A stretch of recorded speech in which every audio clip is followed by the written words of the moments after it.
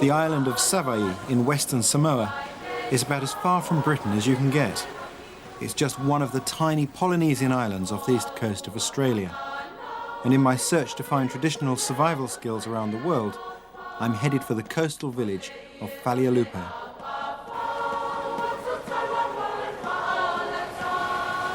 The islands have been inhabited for about 1,000 years. Settlers arrived here by boat, paddling huge distances across the Pacific to find new lands and a new life.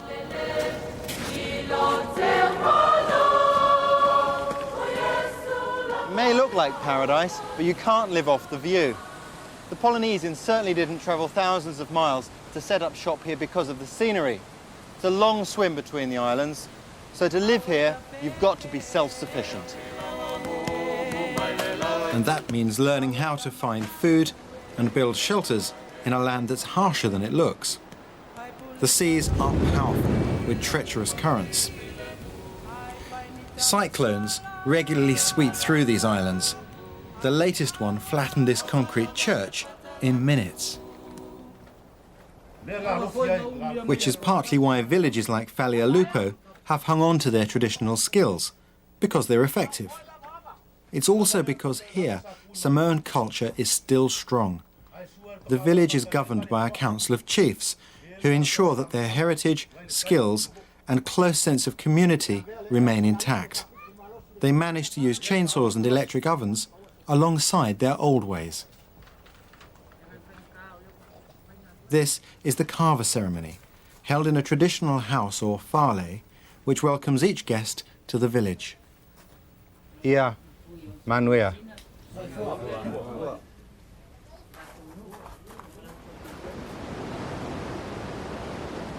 Fales were designed to stand up to cyclones, torrential rain and sun. They are the most common sort of house in the village, built straight from the forest. We're going to need several different kinds of wood. This is the paupaka, which is used for the major supports. For the rafters, we're going to need this, pau.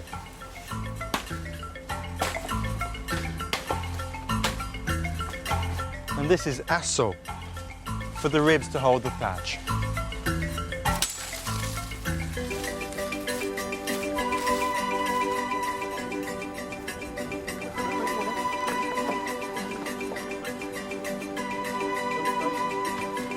The traditional fale has rounded ends, so they've picked a piece of wood with a natural curve in it, like this, and they're going to increase that by cutting it.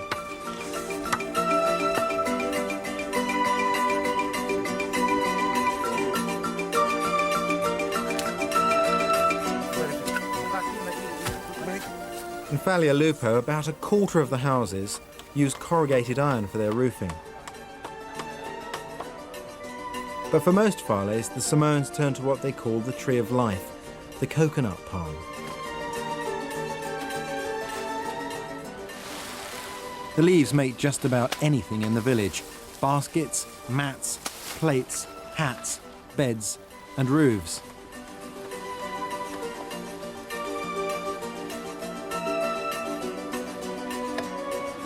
On a big project, you can see why the Samoans need their sense of community. On his own, one man would take weeks to build a good fale. Together, they can build a house in a day.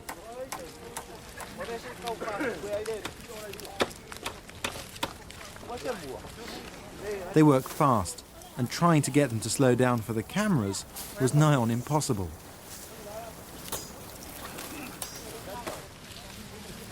A layer of these woven coconut leaves will keep the sun off, but to keep the rain out, particularly in the wet season, you need 2 layers.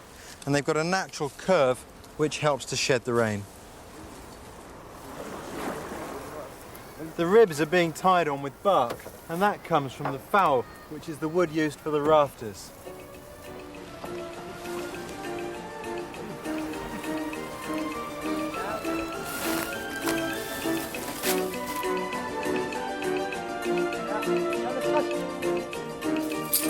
This dead coral from the beach will be used to make the floor of the Savaii. That helps to keep the sand out of everything and makes for a hygienic home.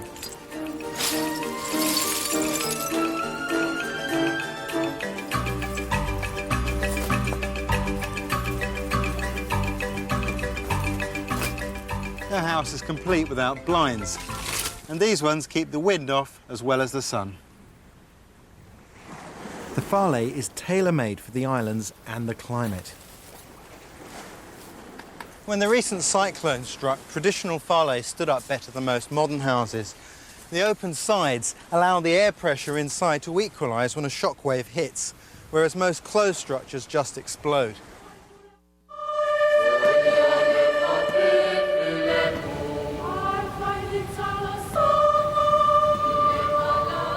The cyclones of 1990 and 91 were the worst in recorded history. They devastated the normal water supplies, flattened thousands of trees and scores of houses. But it did remind the Samoans just why their old skills are still important. Everyone was busy trying to put up structure and trying to find food, trying to look for water, which is their own traditional knowledge and our own culture. And I think for me, it was one of the beautiful, also heartbreaking feeling for me that thank God that our people still had that traditional knowledge from the forest, that they were able to help themselves. Water is one thing you'd think there'd be no shortage of, but you can't drink seawater. And on this side of the island, there are very few streams. Inland, you could hope for rain, but out here in the dry, you've got 2 options. You can either dig for it or climb. There are no fancy climbing gadgets, just a foot strap. It needs to be strong, and hibiscus bark can support the full body weight 20 metres up.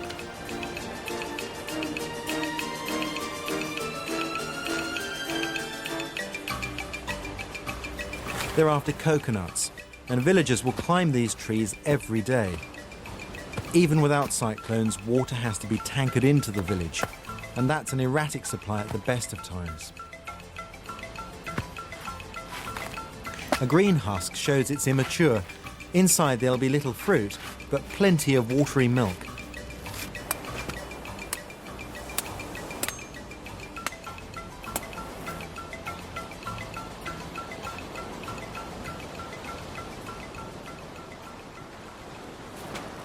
A mature nut is brown and invaluable for food and drink.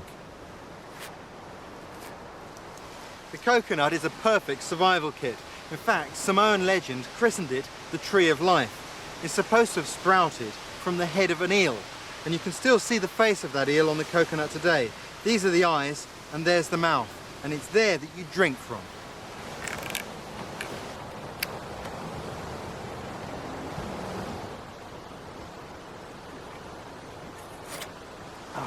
The face also shows you how to open the coconut. You take the seam that runs between the 2 eyes and you strike it with a knife at 90 degrees. It breaks cleanly in half. The last cyclone whipped up such huge waves that some coral reefs were totally flattened.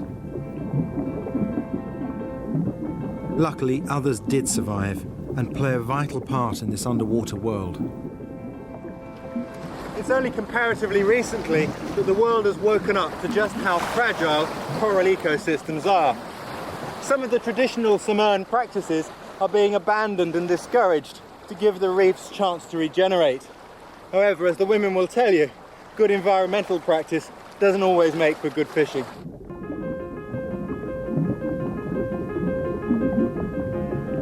In this big ocean, coral is a good hiding place for small, shy fish. So if you fill a basket with coral and camouflage it at one end of a small reef, you can use scare tactics at the other end to herd frightened fish into your basket.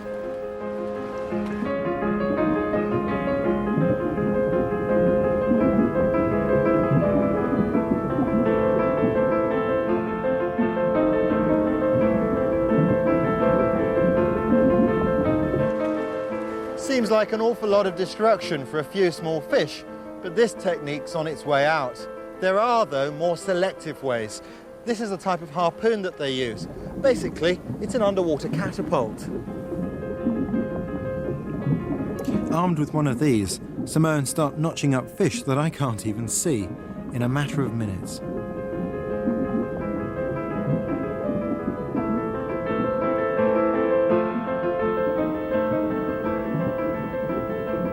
It was impressive, but then they said they were going to look for clams, lodged in the rocks 6 meters down.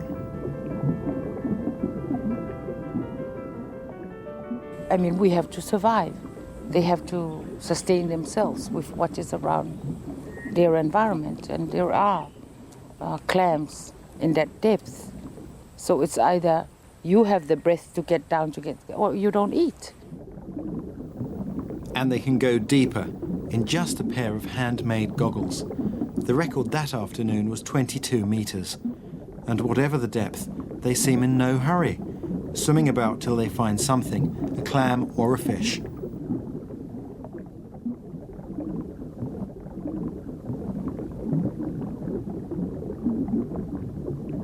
I couldn't stay down there, but luckily they can.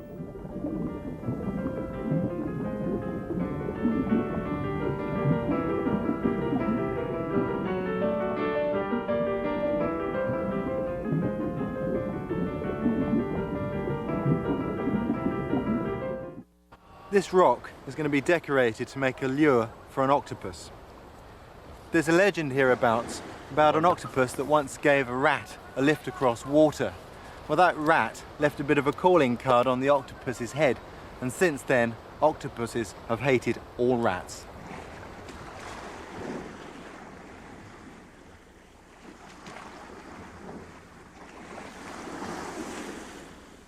When an octopus sees this, he gets really angry, grabs it, and won't let go.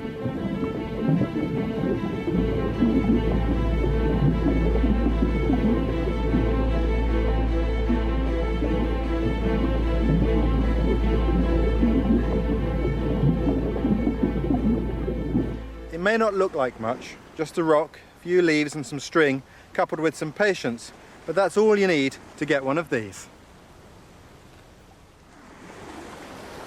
This trap works on a much simpler principle. Eels love dark spaces. And when there's food inside, the combination is irresistible. It's easy for an eel to slip in through this cloth tunnel, but it can't get back out.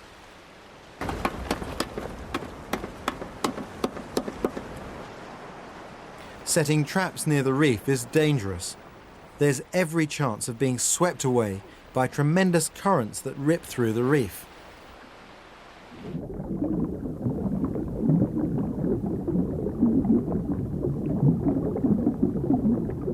Once they've got the box to stay down, it's disguised with rocks, rather like the women's coral basket, and left for the eel to find.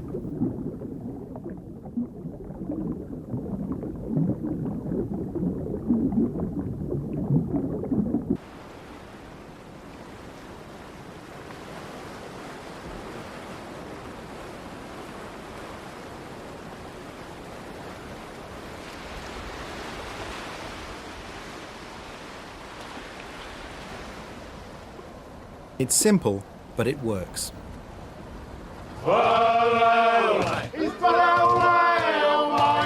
To get to big fish out in the open sea, you've got to get past the coral reef that sits like a maze beneath the waves. At high tide, you float above it.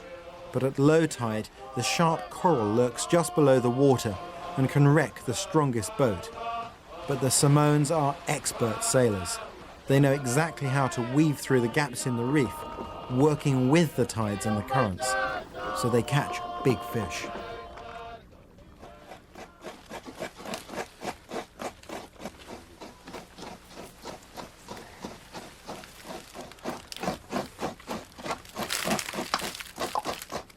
Every Sunday in Savaii is Umu Day, when family groups gather together to make an elaborate ceremonial feast.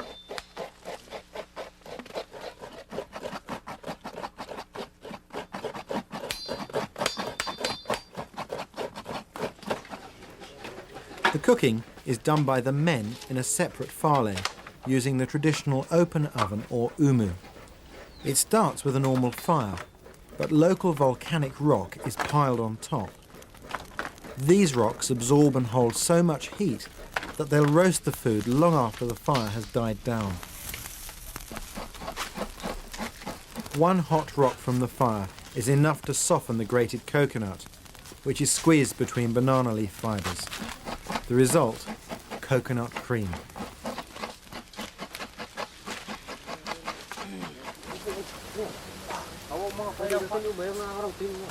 Warm taro and breadfruit leaves are flexible enough to make a parcel for the cream.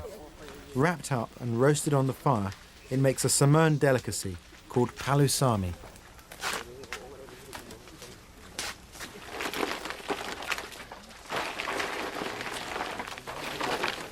Once the fire's up to speed, it's levelled out ready for the parcels of fish and coconut.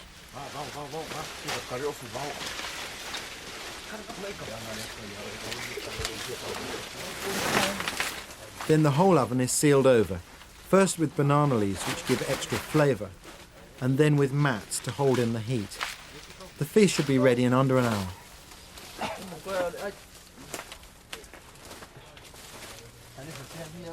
I'm sure like you had died for your McDonald's. It's the same for us in Samoa. There are certain things that we crave for, and the taste of the umu it doesn't match anything that comes out of the electric oven. So that's why our umu is so important, and the umu is also communal. See, we do the umu when we have more families coming together, like the Sunday. This is when the whole family had to come together, eat together. This is the day that we have to go over with what we had done during the week and to plan our next week. So the umu is really like a feasting, the spirit of coming together.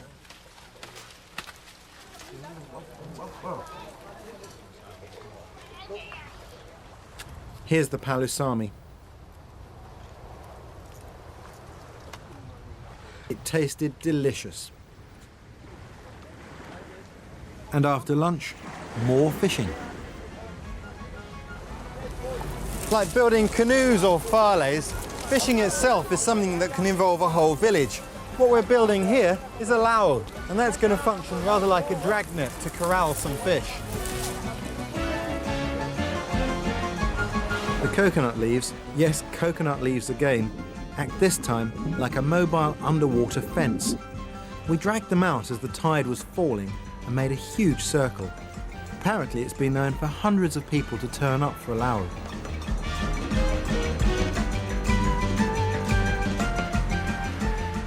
Once the circle's complete, everybody starts to walk slowly towards the centre, herding the fish inwards as they go.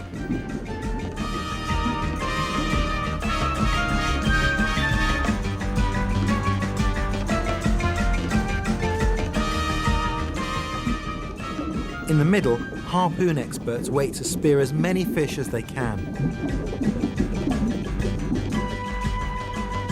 It's a very effective method of catching fish, so they only do it when they know the stocks are in surplus.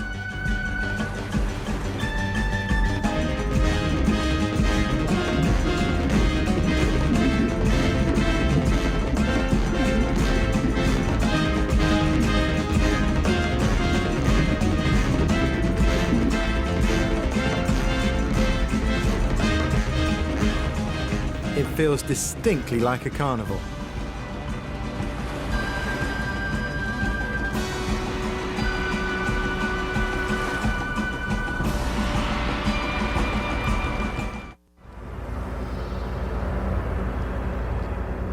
It's been nearly 100 years since the island was subjected to a natural display of fire. The local volcano, Mount Matavanu, created this moonscape and provided enough volcanic rocks to make good open ovens for centuries. But man-made fire is still at everyone's fingertips. Like the rest of the skills, it's part of their culture, and the chief in Falealupo makes sure that each child is taught the skills he'll need to live. It's what they've been brought up with from father to son, and then son to the next generation, and so it goes on. So it's something they've always lived with. The chiefly system's very strong in the village. The untitled men listen to the chiefs, and then when they're ordered to do something, they will do it. So it's a culture that will never die in the village, because their kids will be brought up like they were, by their fathers and their forefathers.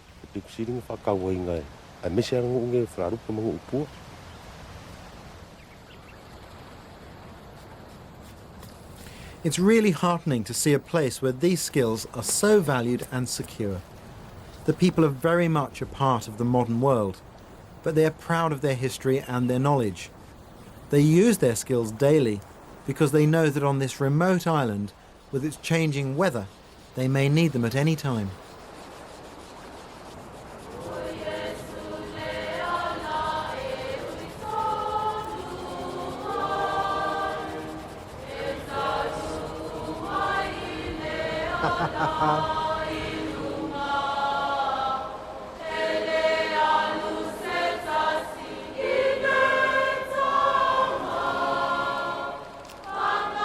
When you are in the jungle, you haven't got matches, you should have this knowledge. You will carry your box of matches in your mind and in your muscles.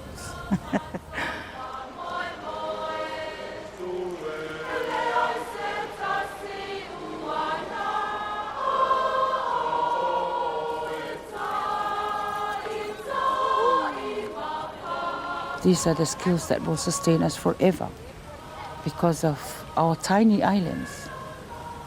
You know, there are possibilities that there may not be any plane arriving here in 1 month. There may be no ship coming here. So we can't depend on things that are being advocated to us, but at least if we have these skills, we can still utilize our environment for us to live and to be able to survive.